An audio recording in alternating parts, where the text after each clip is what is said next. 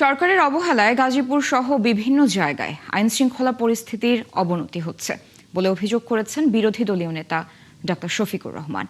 ৮ দিনের জাপান ও থাইল্যান্ড সফর শেষে দুপুরে দেশে ফিরে বিমানবন্দরে সাংবাদিকদের তিনি বলেন, আইনশৃঙ্খলা পরিস্থিতির উন্নয়নে মনোযোগ না দিয়ে সরকার রাজনীতিতে বেশি ব্যস্ত। পশ্চিমবঙ্গের সংখ্যালঘু মুসলমানদের উপর নির্যাতন বন্ধে ভারত সরকারের প্রতি আহ্বানও জানান জামায়াত আমির। পলিটিক্যাল জায়গাগুলো দখল করার কাজে ব্যস্ত থাকলে তো এই সময় হবে না।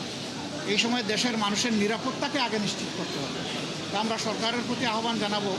এখানে হলো 5 জন, তারপরে আরও কোন জায়গায় জানি, এটা বোধহয় ইয়েতে এই নোয়াগাঁয় হলো 4 জন, চিটাঙ্গেলে 3 জন, সব গোলাকাটা। এগুলা কি? এরা কারা কারা এগুলা করে পালিয়ে যায়? কোথায় যায়? কার লোক? কে শেল্টার দেয়?